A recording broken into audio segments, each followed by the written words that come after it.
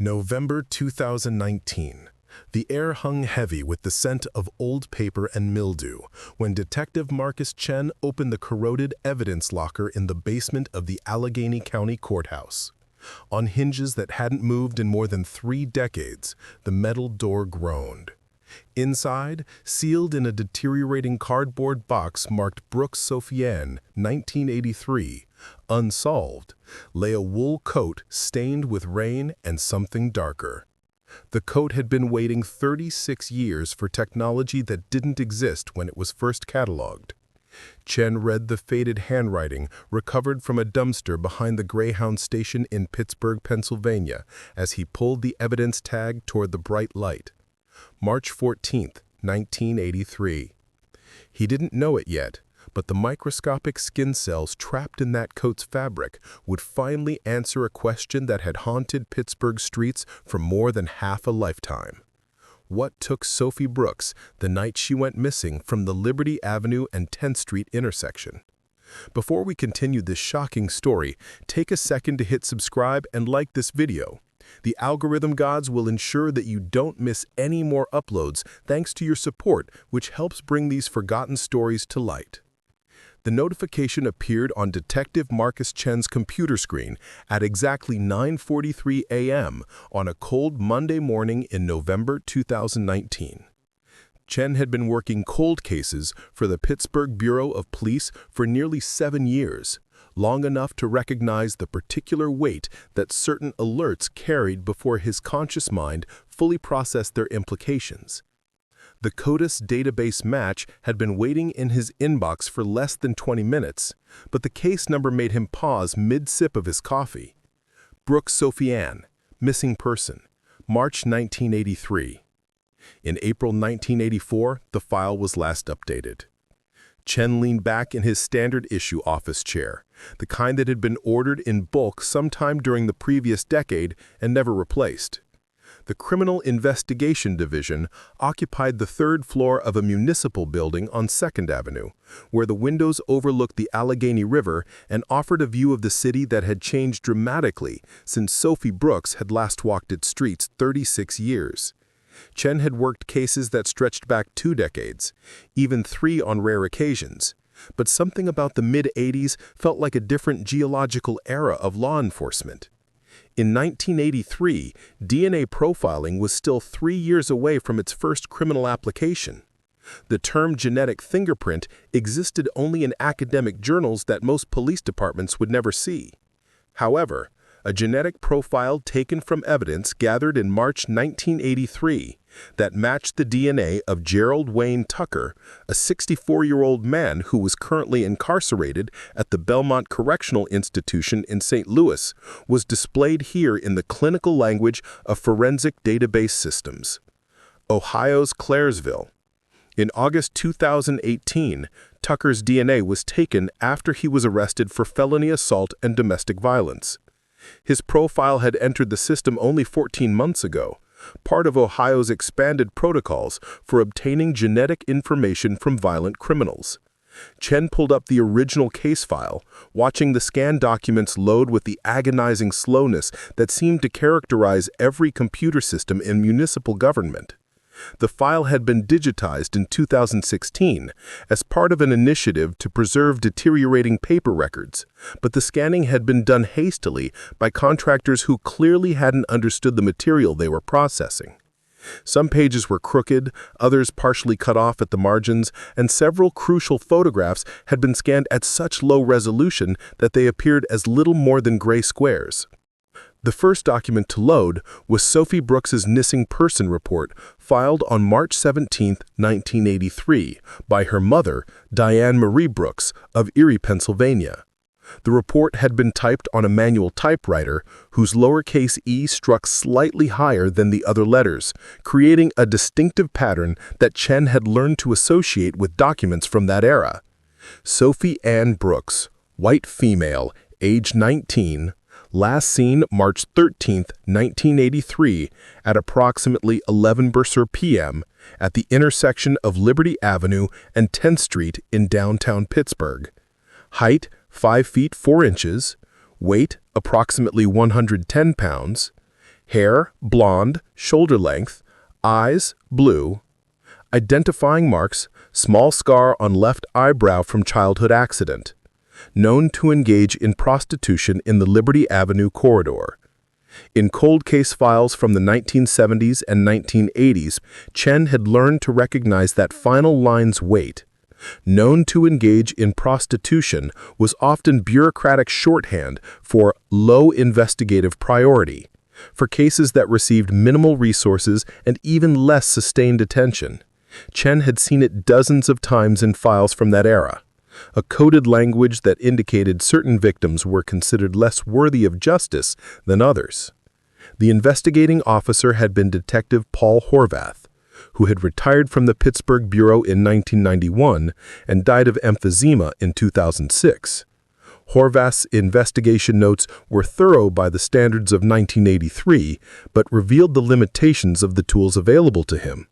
He had conducted interviews with 11 other women working in the Liberty Avenue prostitution zone, contacted local hospitals and morgues throughout western Pennsylvania, and coordinated with the Pennsylvania State Police to check for Jane Doe discoveries that might match Sophie's description. The search had lasted less than 3 weeks before administrative pressure and other cases demanded Horvath's attention elsewhere. Chen scrolled through the evidence inventory, looking for the item that had generated the CODIS alert. Evidence Item 7. 1 women's wool coat, brown, size medium, recovered from dumpster behind Greyhound Bus Terminal, 55 11th Street, Pittsburgh, on March 16, 1983. The coat had been discovered by sanitation worker Raymond Mitchell during his regular collection route. Mitchell had noticed the coat because of visible blood staining on the right shoulder and what appeared to be tears in the fabric consistent with violent struggle. The coat had been photographed, cataloged, and sent to the Allegheny County Crime Laboratory for analysis. The 1983 Crime Lab report made for sobering reading.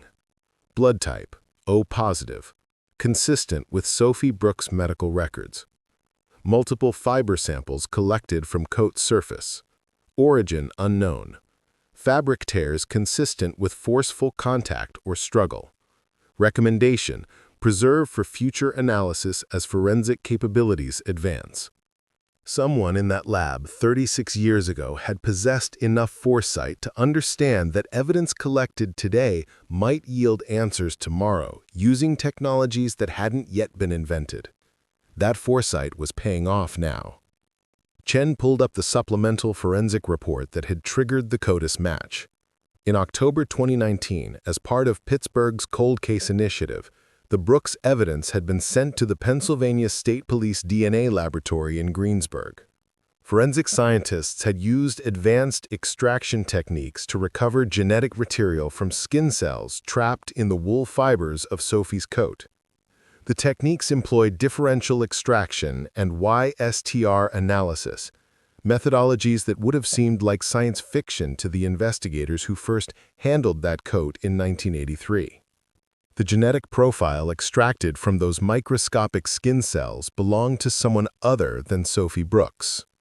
The profile was complete enough to be entered into CODIS with high confidence, and within 6 weeks, the system had identified a match. Gerald Wayne Tucker. Chen opened a new window and began researching Tucker's background, feeling the familiar tightening in his chest that came with understanding that he was looking at a suspect who had been living freely for more than 3 decades after killing someone. Tucker had been born in 1955 in Youngstown, Ohio, making him 28 years old when Sophie Brooks disappeared.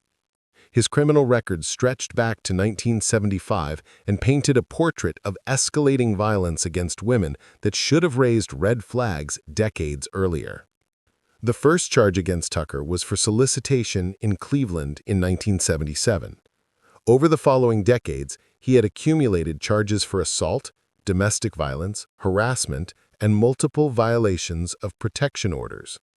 More importantly, Tucker had lived in Pittsburgh between 1981 and 1985, residing at an apartment on Penn Avenue, less than 2 miles from where Sophie Brooks was last seen. He had worked intermittently as a truck driver and warehouse loader, jobs that gave him mobility and irregular schedules that would have made his movements difficult to track.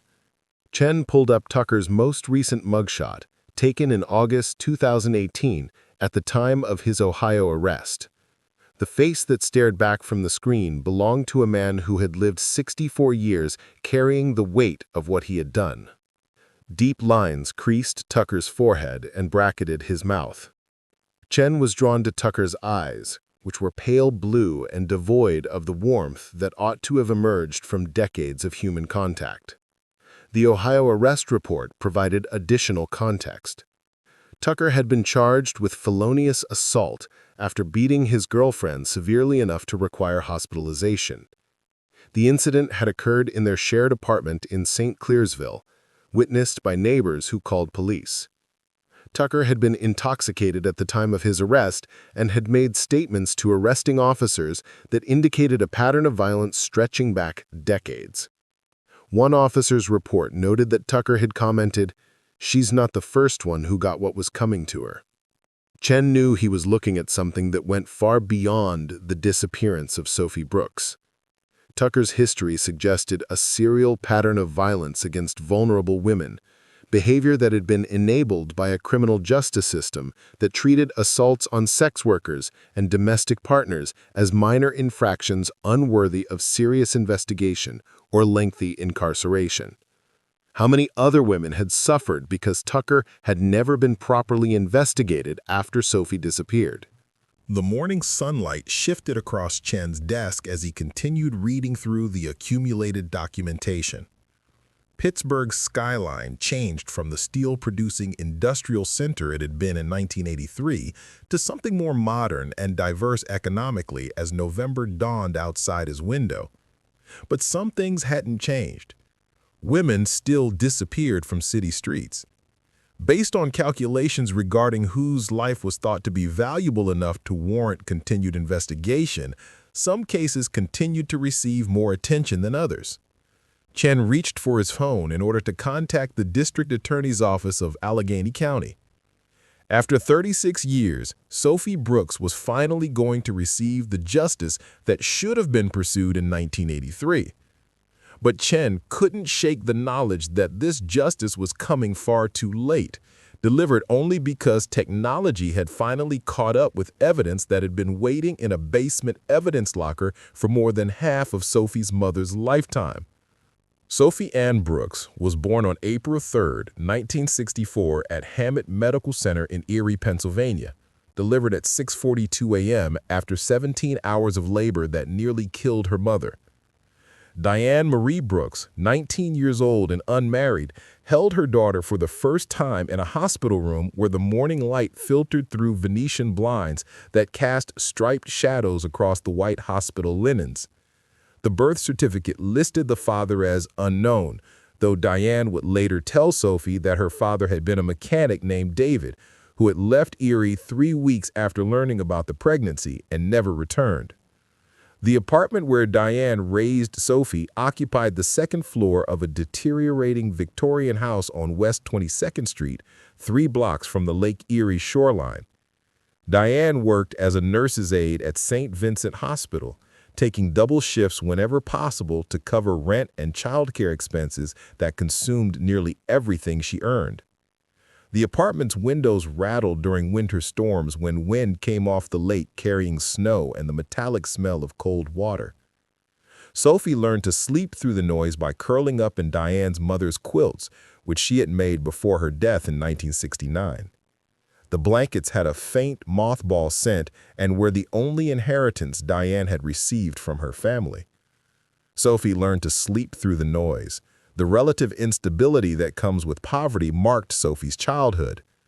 Desperate enough to qualify for assistance, but severe enough to make every month a careful calculation of which bills could be delayed. Diane kept a ledger in the kitchen drawer where she tracked expenses in neat handwriting, numbers that never quite balanced no matter how carefully she budgeted. Sophie wore clothes from church donation bins and learned early not to ask for things she saw in store windows or on television commercials.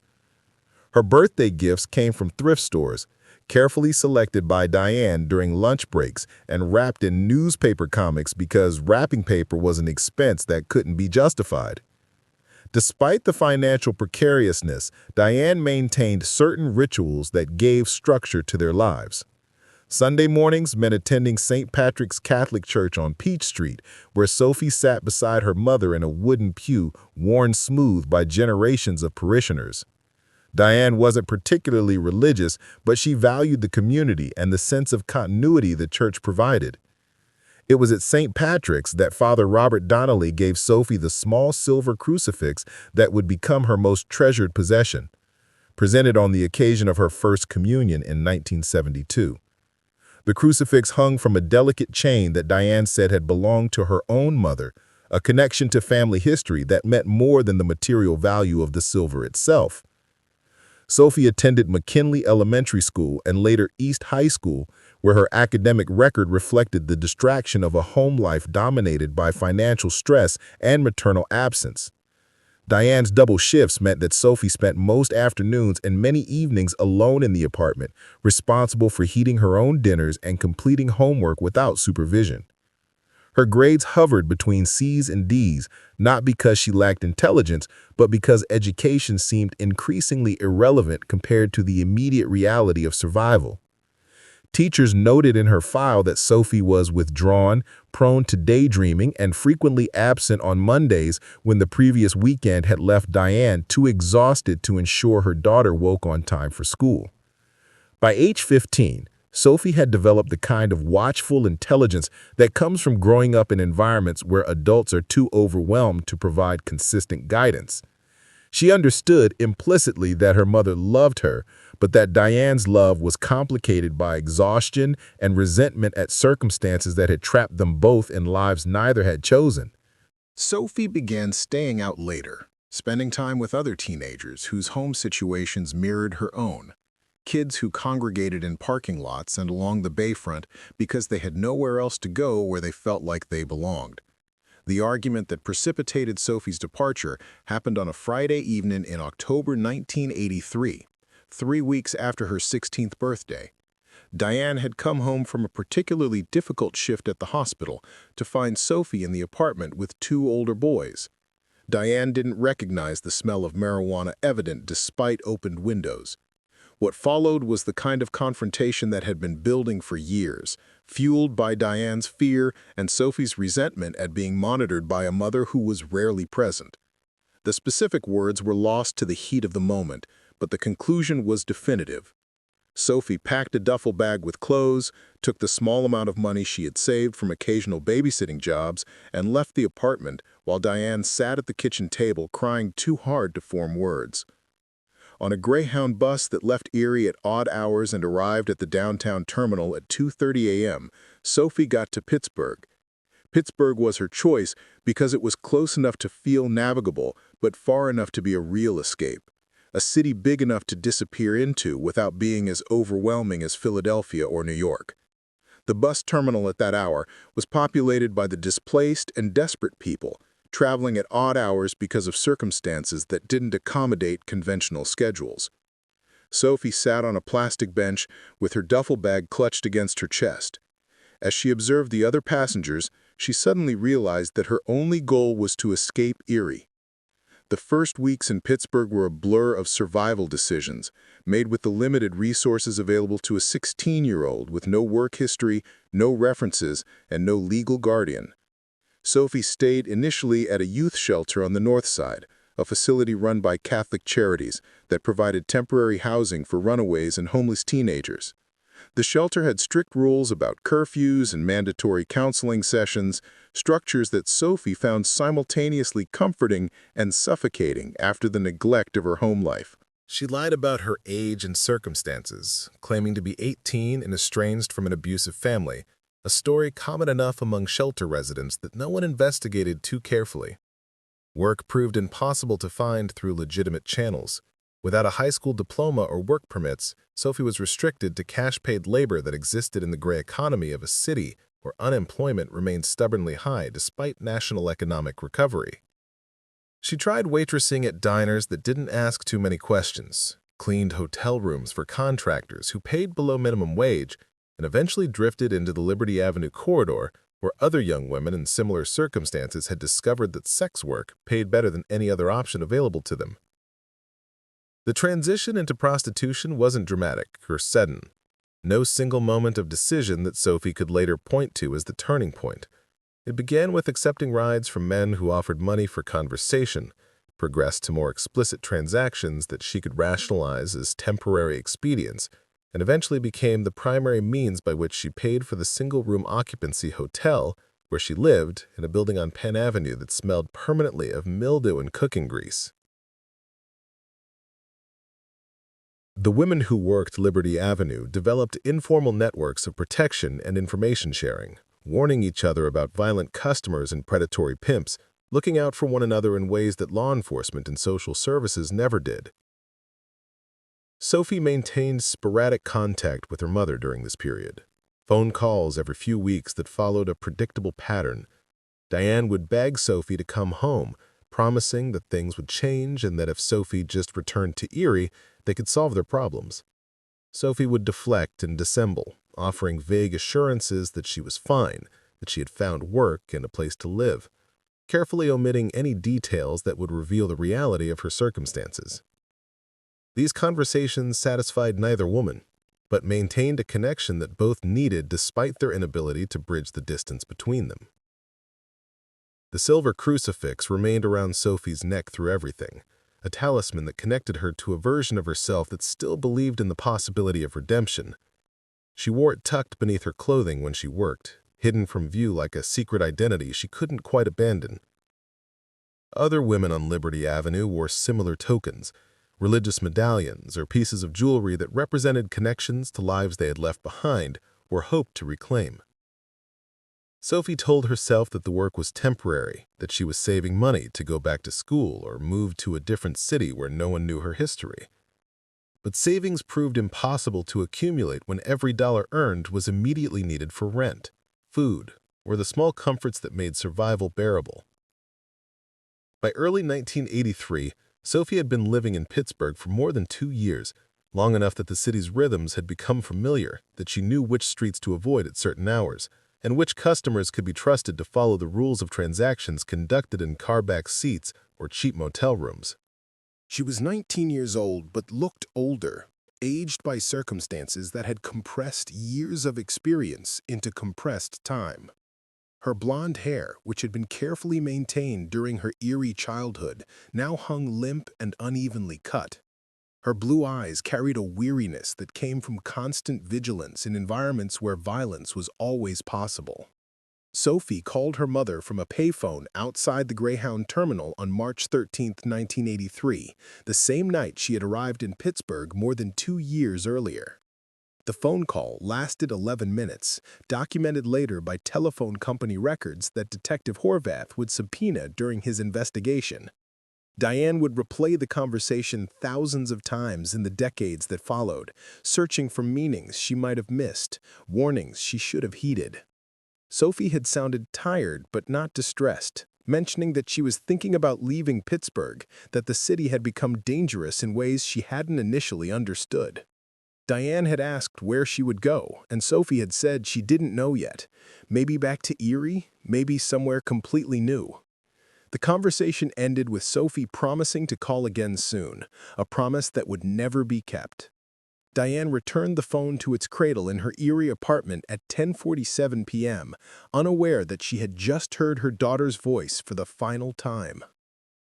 The corner of Liberty Avenue and 10th Street occupied a transitional zone in downtown Pittsburgh, where the business district's daytime legitimacy gave way each evening to the economy of vice that had operated in those blocks for decades. By March 1983, the area had earned a reputation that kept conventional citizens away after dark, replaced by men who cruised slowly in vehicles with out-of-state plates and women who stood beneath streetlights in clothing calculated to advertise availability while providing minimal protection against the late winter cold. Sophie Brooks took her usual position on that corner at approximately 10:30 p.m. on March 13, 1983, a Sunday evening when business was typically slower than weekends, but steady enough to make the work worthwhile. She wore her brown wool coat over a short denim skirt and boots that had been purchased from a second-hand store on Smithfield Street 3 weeks earlier. The temperature hovered around 38 degrees, cold enough that her breath formed visible clouds in the sodium vapor glow of the streetlights, but not quite frigid enough to drive the working women into the temporary shelter of doorways and alleys. 3 other women worked that particular corner on Sunday evenings, a loose arrangement that provided safety in numbers while maintaining enough distance to avoid competition for customers. Detective Horvath would later interview all 3 women, documenting their observations with the meticulous attention that characterized his investigation, despite its ultimate failure to generate actionable leads. Crystal Martinez, aged 23, told Horvath that Sophie had seemed distracted that evening, less engaged in the casual conversation that typically passed time between customers. Martinez worked the northeast corner of the intersection and had known Sophie for approximately 8 months, long enough to recognize variations in her usual demeanor. When pressed for specifics, Martinez described Sophie as, like she was thinking about something else, not really paying attention to what was happening around her. Martinez had last seen Sophie at approximately 10:55 p.m., still standing on her corner, still waiting for the next vehicle to slow and assess whether she met the driver's criteria. Teresa Washington, aged 19, worked the southwest corner and provided the most detailed account of Sophie's final known movements. Washington remembered watching a dark-colored Chevrolet Impala, possibly 1978 or 1979 model, make 2 slow passes along Liberty Avenue before pulling to the curb near where Sophie stood. The vehicle had circled the block once, a common pattern among customers who wanted to survey available options before committing to a transaction. On its second approach, the Impala stopped directly in front of Sophie. Washington observed Sophie lean toward the driver's window for what appeared to be a brief negotiation, a conversation that lasted less than 30 seconds before Sophie opened the passenger door and climbed inside. Washington noted this detail specifically because many of the women working Liberty Avenue preferred to conduct negotiations through closed windows before entering vehicles, a safety precaution that provided an additional moment to assess whether a customer seemed dangerous. Sophie's willingness to enter the Impala quickly suggested either familiarity with the driver or economic desperation that overrode caution. The Impala pulled away from the curb at 11:03 p.m., turning right onto 10th Street and disappearing into the sparse late-night traffic that characterized downtown Pittsburgh on Sunday evenings. Washington remembered looking at her watch specifically because she had been tracking how long she had been working without customers, calculating whether the slow night justified remaining on the corner or returning to her hotel room. She did not see the vehicle's license plate clearly enough to record numbers or determine what state had issued the registration. Linda Chen, age 28, worked the northwest corner and provided limited information to Horvath during her interview. Chen had been dealing with a customer when Sophie entered the Impala and did not witness the departure. However, Chen mentioned that Sophie had told her earlier in the evening about the phone call with her mother, specifically noting that Sophie had seemed different after talking to her mom, like maybe she was thinking about getting out of this life. Chen's statement introduced a complication into the investigation, suggesting that Sophie might have left Pittsburgh voluntarily rather than falling victim to foul play. This ambiguity would plague the investigation for weeks as Horvath struggled to determine whether he was looking for a missing person who had chosen to disappear or a victim of abduction. Sophie failed to return to her single-room occupancy hotel at the Penn Liberty Apartments, a detail that wasn't immediately noted because residents of such establishments maintained irregular schedules and the hotel's management did not monitor comings and goings with any particular attention. The hotel occupied a 4-story brick building constructed in 1924, long past its modest prime, subdivided into narrow rooms that rented by the week to people whose circumstances prevented them from accessing conventional housing. Sophie's room number 312 measured approximately 10 feet by 12 feet and contained a narrow bed, a dresser with a cracked mirror, and a hot plate that violated the building's fire codes but was tolerated by management that understood residents needed some means of preparing food. The first concrete indication that something had gone wrong came on Wednesday, March 16th, when Raymond Mitchell discovered Sophie's coat during his regular sanitation collection route. Mitchell worked for the city's Department of Public Works and had been collecting commercial refuse in downtown Pittsburgh for 11 years, long enough to recognize items that seemed inconsistent with typical disposal patterns. The coat had been stuffed into a dumpster behind the Greyhound bus terminal on 11th Street, approximately 6 blocks from where Sophie was last seen entering the Impala. Mitchell noticed the coat because blood staining on the shoulder had soaked through the brown wool, creating a dark patch that contrasted with the surrounding fabric. He used a metal hook to extract the coat from the dumpster, immediately recognizing that the garment likely represented evidence in some form of violent crime.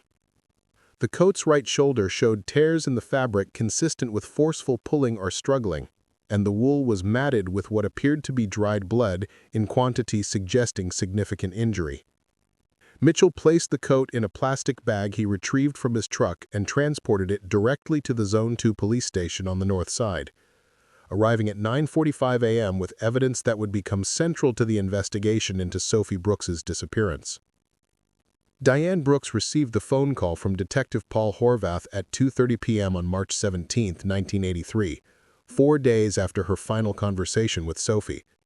Horvath had obtained Diane's contact information from documents Sophie kept in her hotel room, including letters from her mother that Sophie had saved in a cardboard shoebox beneath her bed. The letters spanned more than 2 years, evidence of Diane's persistent attempts to maintain connection with a daughter who had vanished into a life that Diane could neither understand nor accept. Horvath's call was brief and professional, structured around questions about when Diane had last heard from Sophie, whether Sophie had mentioned plans to leave Pittsburgh, and whether Diane knew of anyone who might wish to harm her daughter. Diane answered mechanically, her voice carrying the flatness that accompanies shock too profound for immediate emotional processing. She provided Horvath with Sophie's birth date, physical description, and medical history, including blood type O-positive information that would be cross-referenced against the blood found on Sophie's recovered coat. The blood analysis conducted by the Allegheny County Crime Laboratory confirmed that the stains on Sophie's coat were consistent with her documented blood type, though more definitive identification was impossible with 1983 forensic capabilities. The quantity of blood suggested injury serious enough to require medical attention, and the distribution pattern indicated it had soaked into the fabric while Sophie was wearing the coat, rather than being transferred from another source. The laboratory report concluded that Sophie Brooks had likely been injured severely on the night of March 13th, and that the coat had been discarded by someone attempting to dispose of evidence connecting them to her disappearance. Detective Horvath filed Sophie's missing person report with the FBI's National Crime Information Center on March 18th, expanding the investigation beyond Pittsburgh's jurisdictional boundaries to include regional law enforcement agencies throughout Pennsylvania, Ohio, and West Virginia. The NCIC report described Sophie as a missing endangered adult, classification that reflected both her age and the evidence suggesting violence.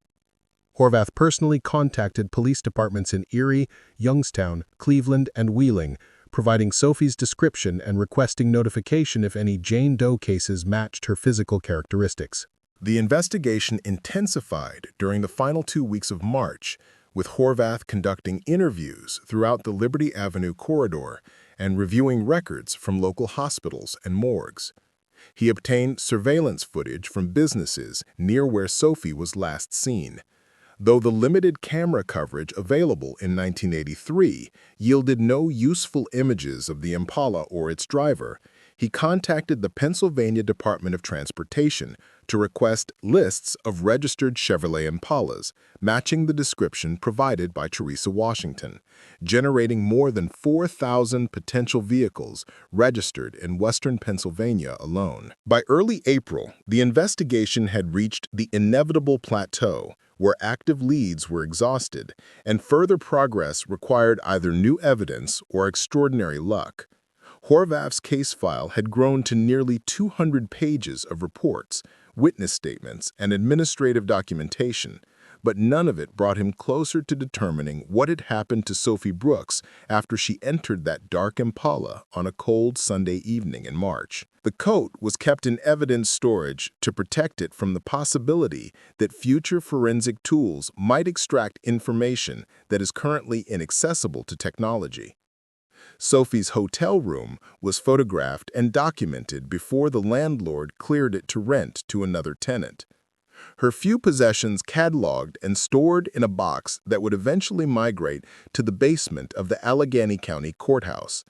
Sophie Ann Brooks had vanished as thoroughly as if she had never existed, leaving behind only a blood-stained coat and unanswered questions that would haunt everyone who had known her. Diane Brooks made her first trip to Pittsburgh on March 22, 1983, 9 days after Sophie's disappearance, driving her deteriorating 1976 Ford Granada the 130 miles from Erie, with a cardboard box of photographs sitting on the passenger seat.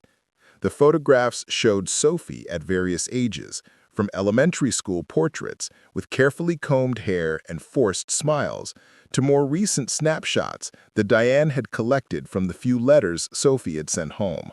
Diane had photocopied each image at the Erie Public Library, creating stacks of flyers that she intended to distribute throughout the city where her daughter had vanished. The Pittsburgh that Diane encountered bore little resemblance to the polished downtown corridor that would emerge decades later. Steel production had declined precipitously through the late 70s and early 80s, leaving the city economically devastated and struggling to reimagine its identity. Abandoned factories lined the rivers, their broken windows and rusting infrastructure standing as monuments to an industrial era that was ending with brutal finality. The streets Diane walked, distributing her photocopied flyers, were populated by people who carried their own desperation, who had learned to look past the suffering of strangers as a mechanism for protecting themselves from empathy they couldn't afford. Detective Horvath met with Diane at the Zone 2 police station during her first visit, reviewing the investigation's progress with the careful language of someone who understood he was delivering information that would define the remainder of this woman's life. He explained about the recovered coat, the blood evidence, the witness statements from Liberty Avenue, and the limitations that constrained his ability to pursue an investigation that had produced no body, no suspect, and no clear indication of what crime had been committed. In Diane's presence, Horvath did not use the phrase "assumed dead," but the implication saturated every sentence of their conversation. Diane returned to Pittsburgh monthly through 1983 and 1984, each trip following the same ritual pattern. She would park near the Greyhound terminal where Sophie's coat had been discovered on Saturday mornings when the streets were less crowded, spend hours walking the downtown corridor, showing photographs to anyone who would pause for a moment. She approached women working the Liberty Avenue corners, offering money not for services, but for information, asking whether anyone remembered seeing Sophie after March 13th, or knew anything about the dark Impala that had become central to her personal mythology. Most encounters produced only apologetic silence or fabricated stories designed to extract money from a grieving mother desperate for any scrap of hope. The relationship between Diane and Horvath evolved into something resembling mutual exhaustion. As months passed without progress, Horvath continued investigating Sophie's case when his schedule permitted. But the demands of active investigations necessarily took priority over a missing person case that had gone cold within weeks of its initiation. He fielded Diane's phone calls with patient courtesy, updating her on developments that were increasingly administrative rather than investigative.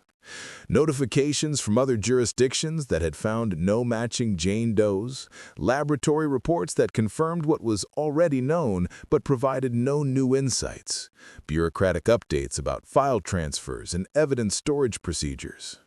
By 1985, Diane's visits to Pittsburgh had taken on a quality that concerned even the women who worked Liberty Avenue and had initially cooperated with her inquiries. She began carrying a notebook filled with increasingly elaborate theories about what had happened to Sophie, Diagrams connecting Sophie's disappearance to other missing person cases she had read about in newspapers and true crime magazines. She spoke about trafficking rings and organized criminal networks with a certainty unsupported by evidence, constructing explanatory frameworks that provided meaning to circumstances that might simply have been random violence perpetrated by an opportunistic predator. The psychological deterioration was gradual enough that Diane herself didn't recognize the transformation.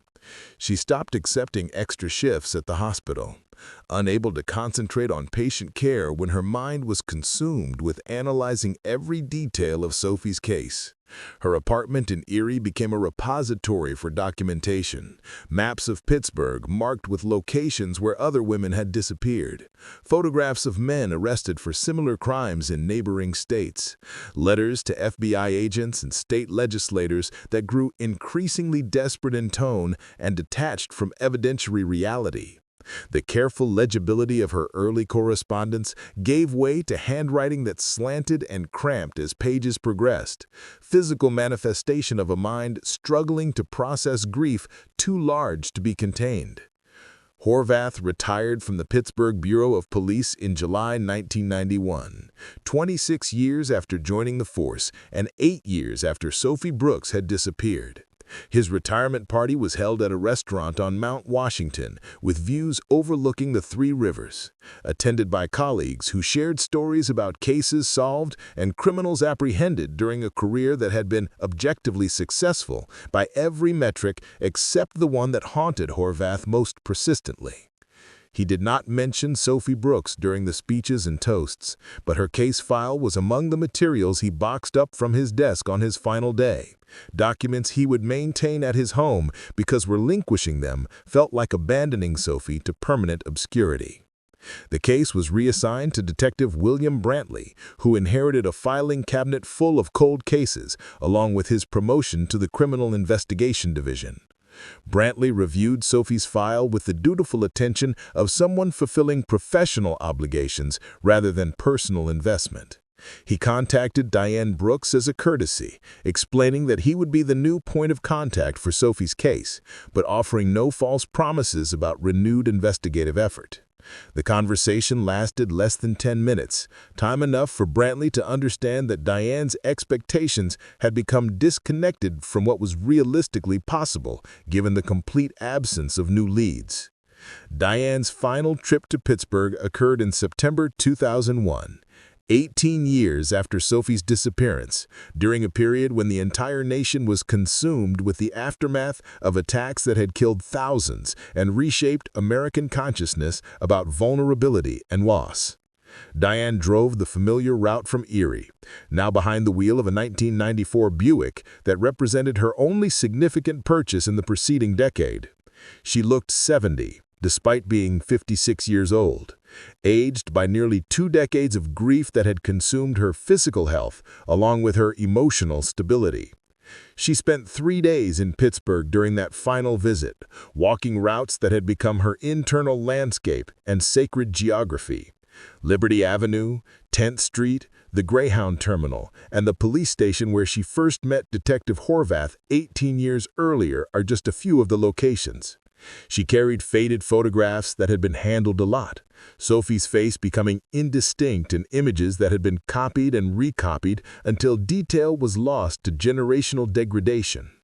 The women who worked Liberty Avenue in 2001 were different individuals from those who had known Sophie, a complete turnover that occurred in professions where women were quickly driven off of street corners, where longevity was rare, and survival meant escaping to other places or dying. Diane stayed in the same motel on the north side that she had previously stayed in. It was a cheap motel that charged $38 per night for a room that smelled like industrial cleaning products, but didn't cover up decades of cigarette smoke. Preparing for a meeting she spent the evening organizing her files. Scheduled with the district attorney's office for the following morning. The meeting, when it occurred, lasted 20 minutes and consisted primarily of a junior prosecutor explaining with practiced sympathy that Sophie's case remained open but inactive, that without new evidence there was no basis for renewed investigation, that the passage of time had made resolution increasingly unlikely. Diane Brooks died of metastatic lung cancer on February 8, 2003 at Hammett Medical Center in Erie, the same hospital where Sophie had been born 38 years and 10 months earlier. She'd been diagnosed only 6 weeks prior to her death. The cancer already advanced beyond treatment when discovered during an emergency room visit for respiratory distress. Her final days were spent in a hospice facility, where morphine dulled the physical pain, but could not address the existential anguish of dying without ever learning what had happened to her daughter. Diane, a cousin, carried out a thorough cleaning of the West 22nd Street apartment. Diane had showed of a decade since something enough to be contacted by the hospital, but distant enough that sorting through Diane's belongings felt like archaeological investigation of a stranger's life. Practically nothing of value was in the apartment. Furniture that was bought secondhand decades ago, clothing that was worn out from washing it a lot, kitchen items that were cheap when they were new but are now just out of date. But Sophie's room, preserved exactly as it had been in 1980 when Sophie left, remained a shrine to maternal devotion and unprocessed loss. The walls were covered with maps, photographs, newspaper clippings, and handwritten timelines documenting 20 years of investigative obsession. Diane had marked locations throughout Pennsylvania, Ohio, and West Virginia where women had disappeared, drawing lines connecting cases she believed were related to Sophie's abduction.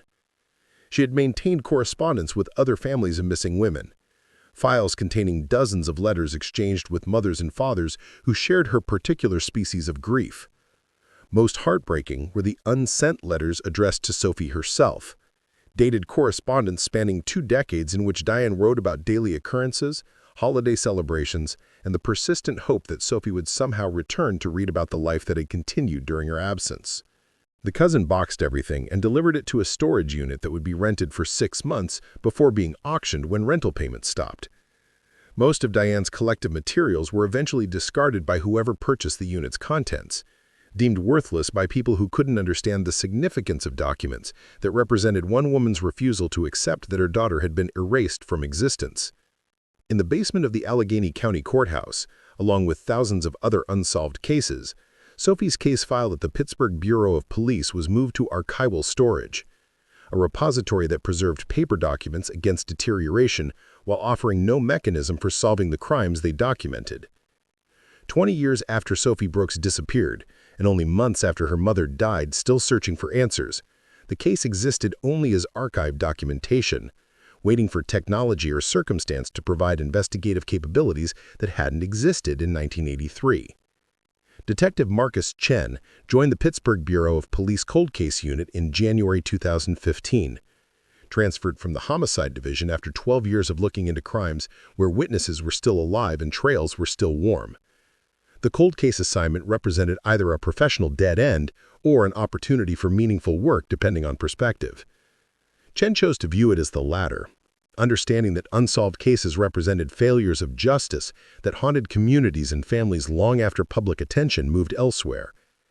The cold case unit occupied a cramped office suite on the 3rd floor of the municipal building. 3 detectives sharing space originally designed for 2, surrounded by filing cabinets containing decades of unresolved investigations. Chen's first assignment was conducting an audit of evidence storage facilities, an administrative task that seemed designed to acclimate him to the bureaucratic realities of cold case work. The Allegheny County Courthouse basement contained evidence dating back to the 1960s, thousands of boxes organized according to systems that had changed multiple times over the decades, creating a chaotic archive where locating specific items required patience and systematic methodology. Chen discovered Sophie Brooks's case file on a humid afternoon in August 2015 during his 3rd week of inventory work.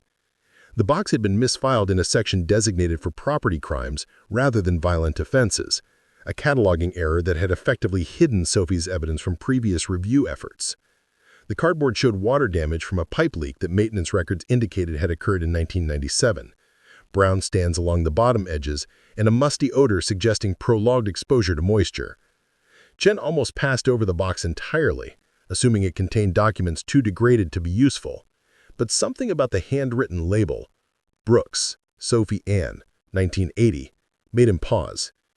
The evidence inventory inside revealed 32 items collected during the original investigation, most routine materials that had yielded no useful information 3 decades earlier. However, Sophie's brown wool coat, was evidence item 7, something different. Chen immediately understood that the coat might contain biological evidence recoverable through forensic techniques that hadn't existed in 1983.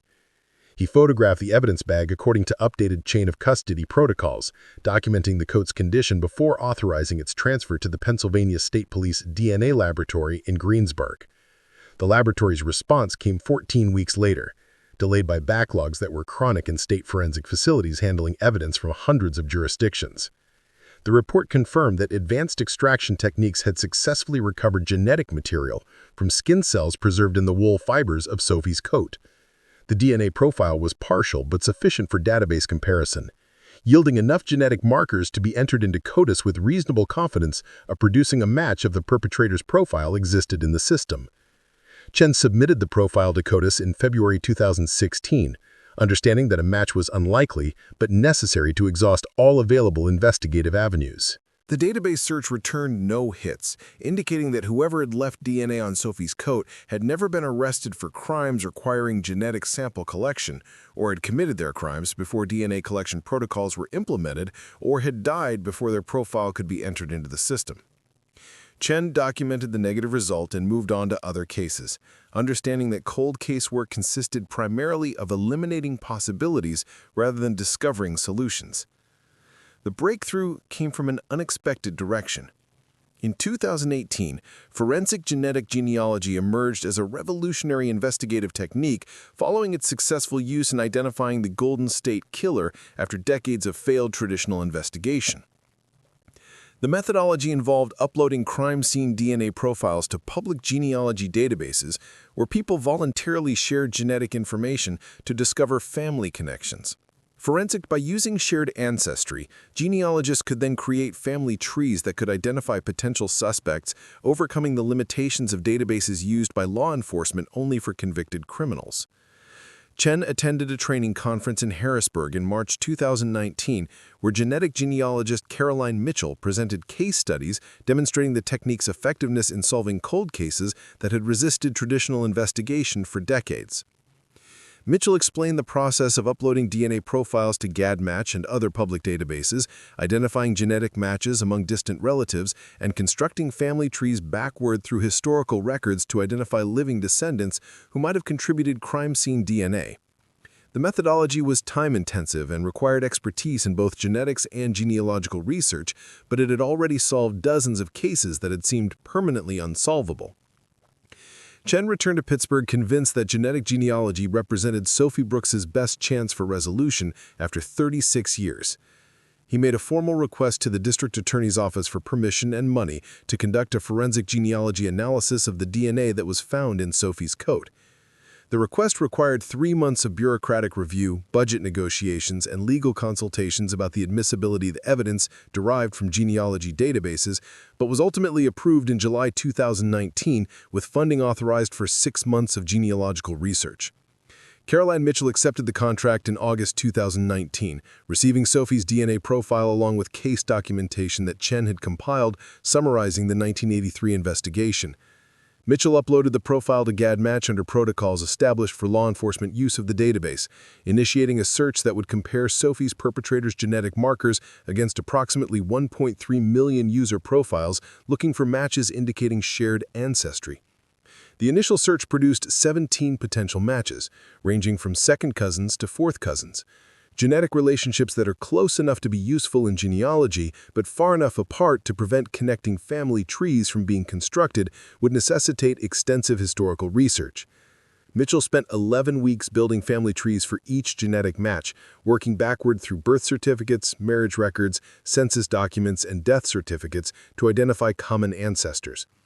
The research revealed that several of Sophie's perpetrators' distant relatives shared ancestry traced to German immigrants who had settled in western Pennsylvania during the 1840s. Mitchell's genealogical reconstruction identified a family named Tucker, whose descendants included 3 males who would have been between 20 and 40 years old in 1983 and living within 50 miles of Pittsburgh. Due to the fact that 2 of the 3 candidates were still alive and willing to provide voluntary DNA samples, they were not included in the evidence on Sophie's coat. The 3rd candidate was Gerald Wayne Tucker, who had died in 2018 at age 64. Mitchell's research revealed that Tucker's DNA profile had been collected in 2016 following an arrest in Ohio for domestic violence. The sample had been entered into CODIS posthumously in early 2019 when Ohio expanded its database inclusion criteria to encompass serious misdemeanors along with felonies. Chen submitted a formal request to compare Gerald Tucker's CODIS profile against the DNA recovered from Sophie Brooks's coat. The comparison was completed on November 14, 2019, producing results that Chen received the following morning. The genetic markers matched with statistical probability sufficient to conclude that Gerald Wayne Tucker had been in physical contact with Sophie Brooks on the night she disappeared. His skin cells transferred to her coat during circumstances that the evidence suggested had been violent. After 36 years, Sophie's case finally had a suspect whose identity could be proven through science that hadn't existed when Detective Horvath had first investigated her disappearance. Chen spent the afternoon of November 15th researching Joe Tucker's background, discovering a criminal history that should have made him a suspect in 1983 if jurisdictions had possessed the communication systems and database capabilities to recognize patterns across geographic boundaries. Tucker had been living in Pittsburgh during Sophie's disappearance, had a documented history of violence against women, and had been arrested for solicitation in the same Liberty Avenue corridor where Sophie had worked. He had continued committing crimes for 35 years after killing Sophie. Protected by investigative limitations and a criminal justice system that treated violence against sex workers as misdemeanors unworthy of serious consequences, the notification that appeared on Chen's computer screen that gray November morning represented both vindication and tragedy. Vindication that persistence and technology had finally solved a case that had seemed permanently closed. Tragedy that justice was coming 3.5 decades too late to prevent Gerald Tucker was prevented from remaining an adult. Despite having murdered a 19-year-old woman whose only crime had been survival in circumstances that offered few alternatives, Detective Marcus Chen made the drive to St. Clairsville, Ohio on November 18, 2019, 3 days after receiving confirmation that Gerald Wayne Tucker's DNA matched evidence recovered from Sophie Brooks's coat. The journey took 2 hours along Interstate 70, crossing the Pennsylvania-Ohio border through landscape that remained largely unchanged from the industrial corridor it had been in 1983 when Tucker had murdered Sophie and returned to whatever approximation of normal life he maintained between acts of violence. The Belmont Correctional Institution occupied 200 acres of former farmland outside St. Clairsville, a medium-security facility housing approximately 1,500 inmates serving sentences for crimes ranging from drug trafficking to aggravated assault.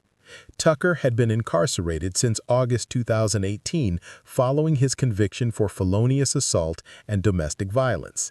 Sentenced to 4 years with possibility of parole after 18 months, he was scheduled for a parole hearing in February 2020, a prospect that Chen's investigation would render permanently irrelevant. The interview room where Chen met Gerald Wayne Tucker was designed for attorney-client consultations, a windowless space containing a metal table bolted to concrete flooring and plastic chairs that had been selected for their inability to be weaponized. Tucker entered at 2:15 p.m., escorted by a corrections officer who remained stationed outside the locked door. Tucker was 64 years old, but looked older, his gray hair cut in the institutional style common to men who had spent significant portions of their lives incarcerated. He moved with the careful deliberation of someone whose body had been damaged by decades of heavy labor, alcohol abuse, and violence, both inflicted and received.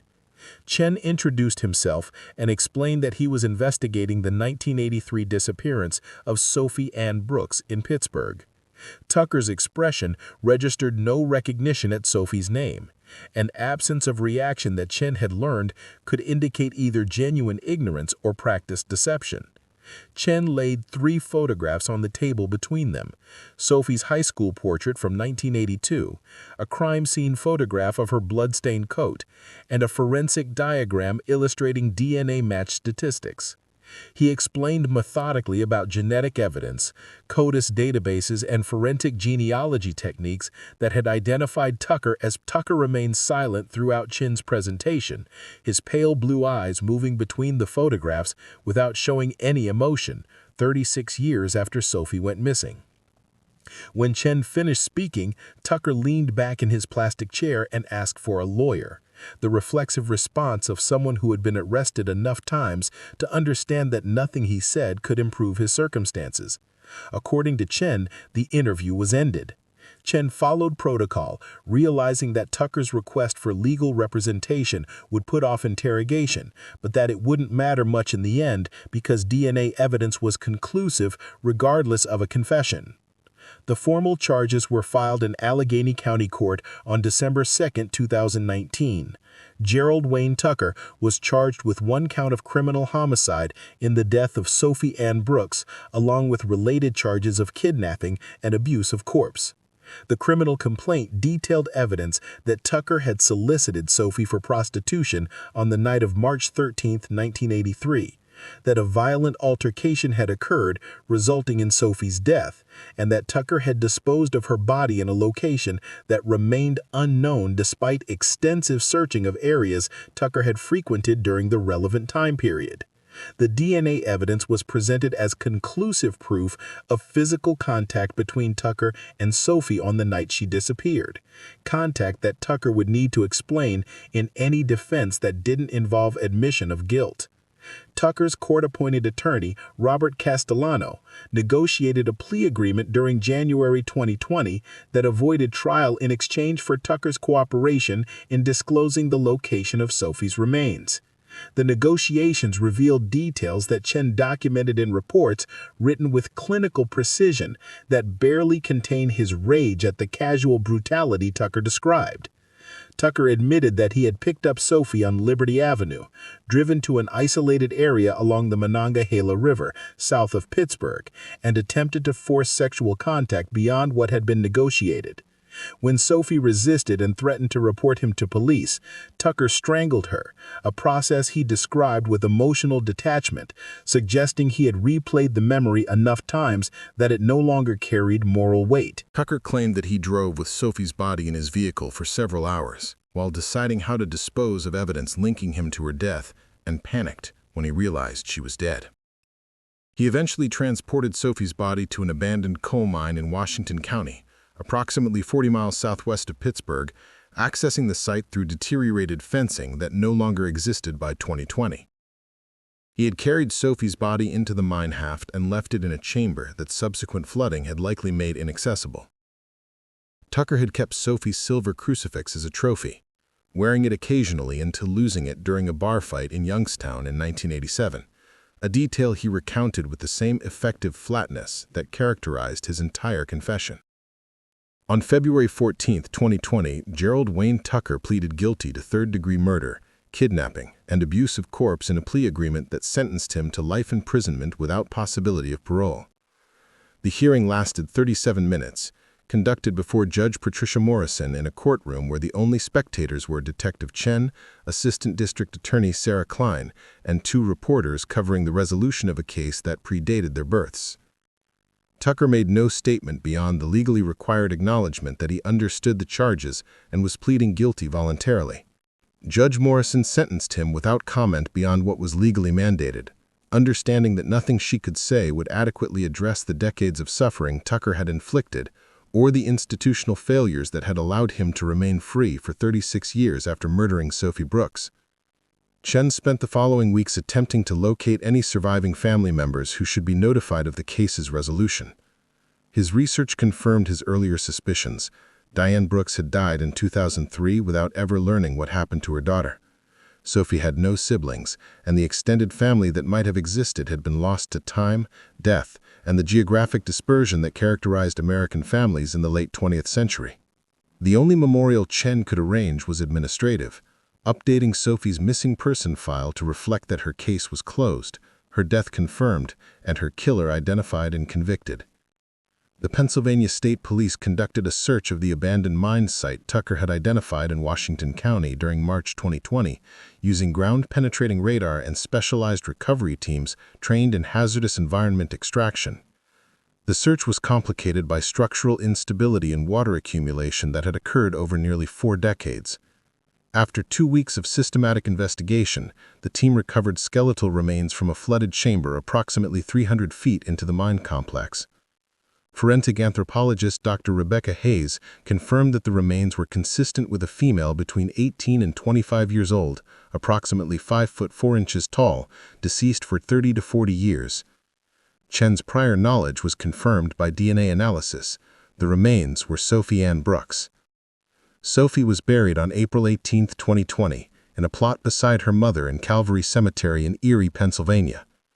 Chen arranged and paid for the funeral himself when it became clear that no family existed to assume responsibility. The service was attended by Chen, Father Michael Doherty from St. Patrick's Church, who had known Diane Brooks during her final years, and 3 women who had worked Liberty Avenue in the 1980s and remembered Sophie as someone who had shown them kindness in circumstances where kindness was rare. The cemetery was quiet except for wind moving through trees that had been saplings when Sophie disappeared, now more mature than Sophie ever would have been. Chen stood beside the grave after others had departed, looking at the simple headstone he had selected. Sophie Brooks, April 3, 1964, March 13, 1983. Beloved daughter.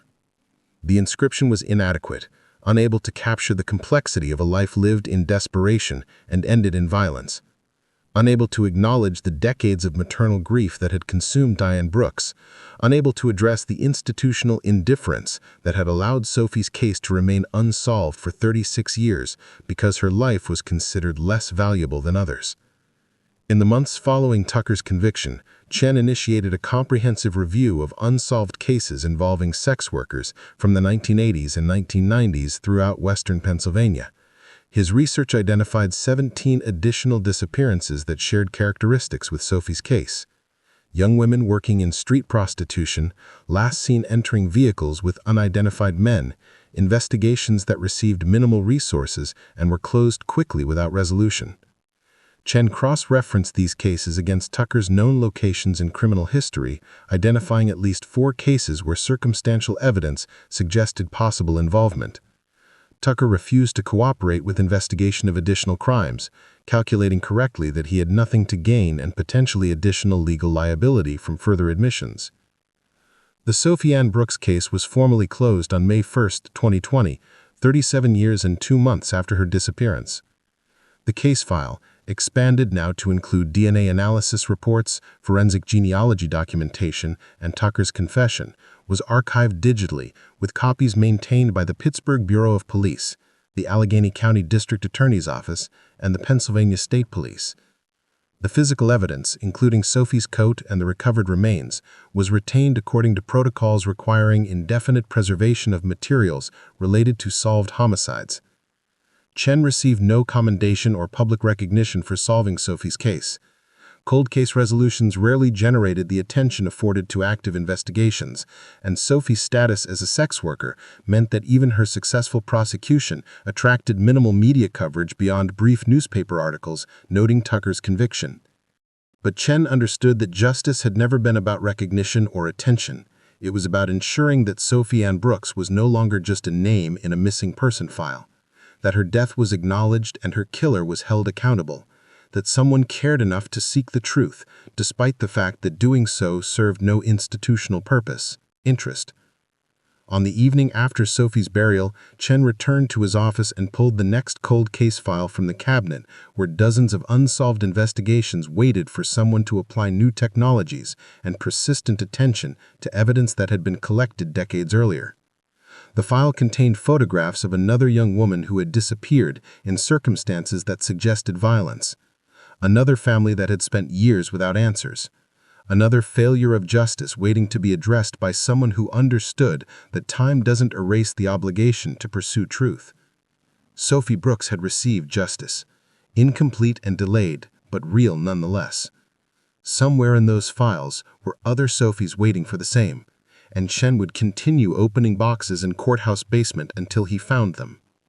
Make sure you subscribe, hit the notification bell, and share this video with someone who appreciates true crime stories. Your support helps bring attention to cases that might otherwise be forgotten. What cold case do you think deserves more attention? Comment below. Every case that hasn't been solved represents a family that is still looking for answers and for closure, like the Martinez family did after nearly 50 years of searching.